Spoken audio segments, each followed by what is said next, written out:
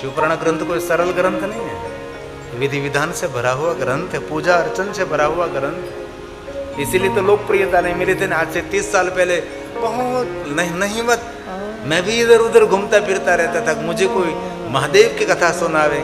जब बचपन से एक इच्छा थी कोई शिव कथा कहे, लेकिन कहीं भी कथा सुनने का अवसर नहीं मिल रहा था।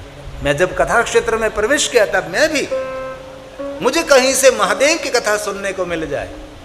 मैं स्वाध्याय परिवार में जाता था, पूज्य डोंगरे जी बापा की कथा में जाता था, पूज्य बापू जी की कथा में, भाष्य की कथा में, शरद भाई व्यास जी की कथा में, बहुत कथा में।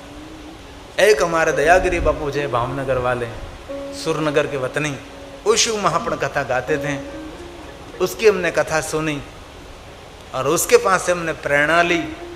उसने मुझे मार्गदर्शन किया कि पहले तो आपको पढ़ने के लिए हरिद्वार जाना पड़ेगा। और मैं 5 साल हरिद्वार कनखल अवधूत मंडल आश्रम में रहा। आश्रम की रोटी खाई मैंने, सभी विद्यार्थियों के साथ रहा और निरंतर लगातार शिव महापुराण ग्रंथ पर मैंने अभ्यास किया, संशोधन किया लगन से। एक बार तो रात में पढ़ता था मैं, तो बैठ गया पढ़ने के लिए, लिखने के लिए। पहले पढ़ता था, पढ़कर याद रखने के लिए लिखता था, पढ़ना लिखना चलता था।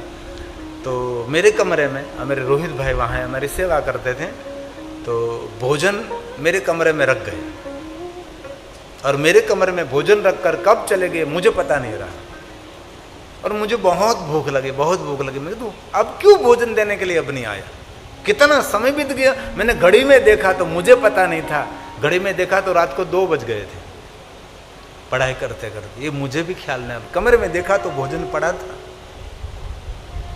तब व्यक्ति आगे बढ़ सकता है जिनको भोजन को भी भूलना पड़ेगा। ऐसे व्यक्ति को सफल नहीं हो सकता। नहीं, कोई भी क्षेत्र में पागलपन होना चाहिए। A to Z। राजकीय क्षेत्र में आप तो राजकीय क्षेत्र में आपका पागलपन होना चाहिए। जो व्यक्ति राजकीय क्षेत्र में है उसका भाव एक ही होना चाहिए, मेरे पास जो आएगा उसका कल्याण ही होना चाहिए, उसका काम होना ही चाहिए। और निस्वार्थ भाव से कल्याण करो, निस्वार्थ भाव से उसका काम करो। कोई हमारा स्वार्थ नहीं। बस मैं राजकीय क्षेत्र में हूं, मैं समाज की सेवा करने के लिए मैं रण मैदान में आया हूं, तो मैं कभी पीछे हट नहीं करूंगा। दूसरे के लिए मुझे उपवास आंदोलन करना पड़े मुझे मंजूर है, तब पागलपन होना। जब राजकीय क्षेत्र में आगे बढ़ सकते हो आप। अब आने वाला समय खतरनाक होगा राजकीय क्षेत्र में। वहाँ पढ़े लिखे लोग ही चलेंगे। अब तो अनपढ़ बहुत लोगों ने किया, लेकिन अब ऐसा नहीं होगा।